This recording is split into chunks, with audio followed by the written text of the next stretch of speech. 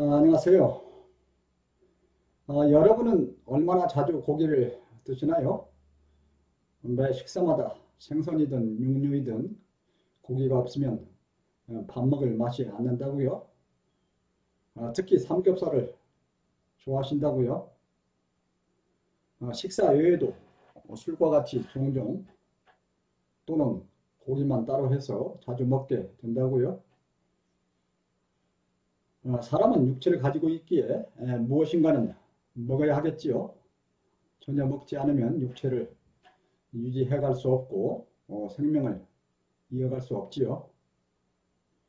하기야 우주에 존재하는 모든 것들, 돌과 새를 포함해서 모든 물질들이 에너지이기에 아무 것이나 먹어도 되겠지만 그러나 어느 것은 씹어서 삼킬 수가 없고 삼킨다고 해도 위가 소화시킬 수가 없어서 육체에 도움이 되지 않겠죠. 더구나 육체에 해로운 것, 독이 되는 것도 있고요. 그래서 어느 것이 육체에 더 좋은지, 더 좋은 음식인지 생각을 하게 되고요. 여러분들 모두 아시다시피 동물을 먹는 행위를 육식이라 하지요. 그리고 동물은 피를 가지고 있고요. 피는 동물에 있어서 온몸에 영양분을 나르고 온도를 공급하고 노폐물을 거두어서 밖으로 내보내는 그런 역할을 하지요. 그러면서 피는 빨간색을 띠면서 생명을 상징하기도 하고, 또한 그래서 빨간색은 피를 상징하곤 하고요. 육식을 한다는 것은 살생을 하는 것을 의미하게 됩니다.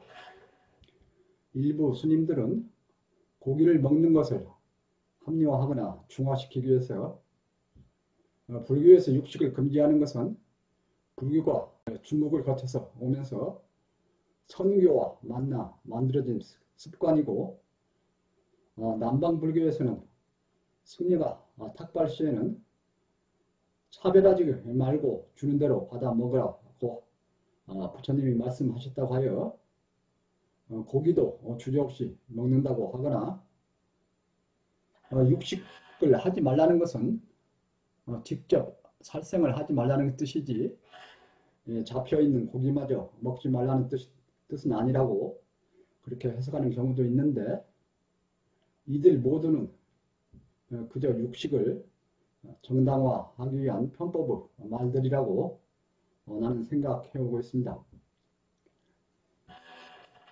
물론 식물도 생명입니다. 개고기를 먹는 것을 허용해야 한다고 하는 사람들은 왜 식물도 생명인데 식물을 먹는 것은 금지하지 않느냐고 따지기도 합니다. 그런데 앞에서 잠깐 말씀드렸듯이 인간은 무엇인가는 먹어야 살 수 있고, 단지 어느 곳에서 선을 그을 것인가 하는 것이 필요한데, 가능한 한 인간에게 덜 혐오스럽고 덜 주저가 되는 그러한 선을 찾으려 한다고 할 수 있겠지요. 인간에게 가까운 존재를 먹을수록 생명체로서 더 혐오스럽고 더 주저하게 되면서 더 비윤리적이 되고 죄악스럽게 생각되지 않을까요? 개고기를 먹지 말자는 취지도 같은 맥락에 있다고 나는 이해를 해오고 있습니다.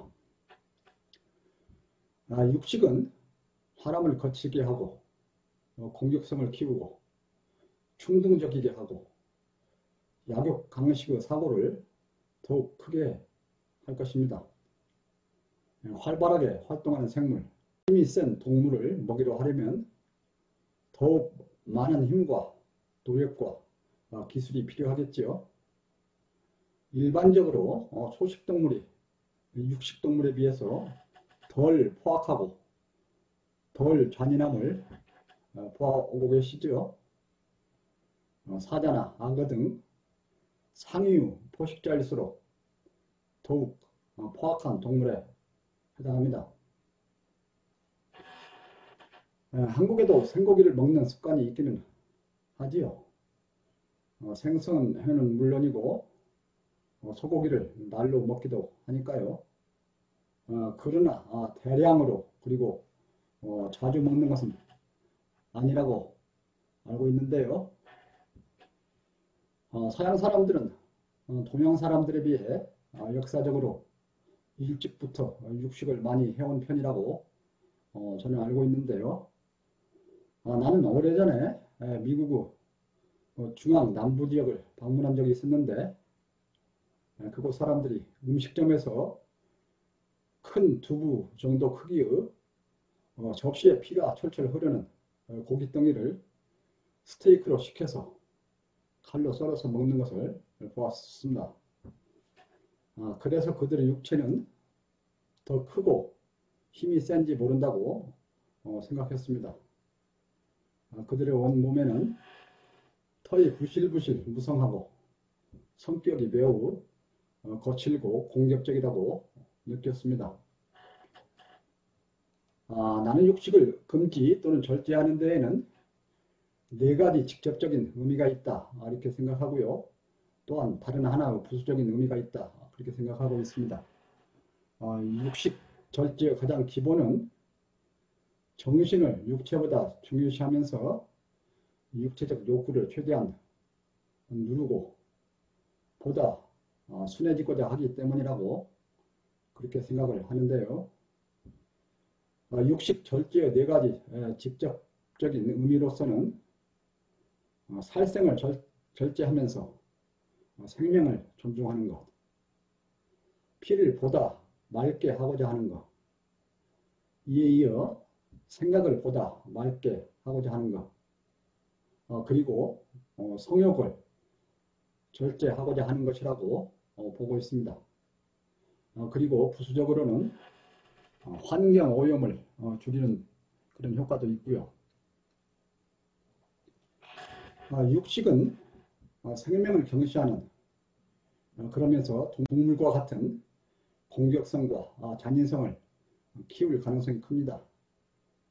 그리고 육식은 동물의 피로 하여 사람의 피를 탁하게 하고 동물의 병이 인간에게 전염될 가능성을 높이면서 장기간에 걸쳐서는 먹는 것에 의하여 체질이나 성격, 폭력성과 잔인성을 키우고 유전자 변화에도 영향을 줄 것입니다. 이어서 피를 탁하게 하는 것은 두뇌를 탁하게 해서 생각을 흐리거나 순수하지 못하게 할 가능성이 크고요. 다혈질, 급한 성격을 길러줄 가능성이 큽니다.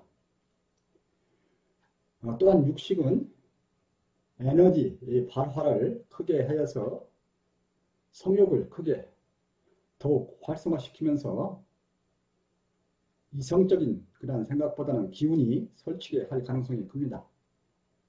이는 명상 수행에 있어서 직접적으로 영향을 미칠 것입니다. 성욕을 극복하는 것은 수행에 있어서 가장 기본입니다. 성욕이 준동하는데 어떻게 좌선이나 깊은 명상에 들고 또한 참한 이치와 진리가 비춰들면서 수행이 가능하겠습니까? 기름기가 있는 음식을 먹으려면 준비하는 데에도 시간과 노력이 크게 걸리지만 식기를 닦을 때 세제를 많이 써야 합니다. 이는 환경 오염을 크게 할 것입니다. 채식 위주 식사는 그릇 씻기가 편하고 세제가 필요 없습니다. 나는 대학원 시절에 2년 가까이 깊은 채식 위주 식사에 빠져든 적이 있습니다. 멸치가 들어있는 국은 물론 달걀과 우유도 일체 먹지 않았습니다. 육식 대신 두유로 단백질을 보충했었습니다. 그 당시에는 특히 간디책을 읽으면서 생명 존중, 살생 금지에 심취해 있었고 청춘 시절이라 성욕을 절제하려는 목적이 매우 강했습니다. 몸이 몹시 여유고 음식을 만드는 일에 다소 어려움을 겪기도 했습니다. 최근에 히말라야와 지리산에서 수행하는 동안은 육식을 거의 하지 않았었습니다. 나는 지금에 있어서는 가능한 한 채식 위주로, 그러나 가끔은 생선을, 그리고 비교적 드물게는 육식을 하기도 합니다. 내가 육식을 일부러 찾는 일은 거의 없습니다만, 같이 모여서 식사를 할 때에는 자연스럽게 분위기에 따르기도 합니다. 수행을 하지 않아도 일상시에 채식만 하는 그런 채식주의자들이 있습니다. 나는 그들의 생명 존중, 그런 의식을 크게 찬양하고 존경합니다. 여러분도 생명을 존중하고 피를 맑게 하고 생각을 맑게 하고 환경 오염을 줄이는 차원에서 가능한 한 육식을 절제하셔 보기를 권해드립니다.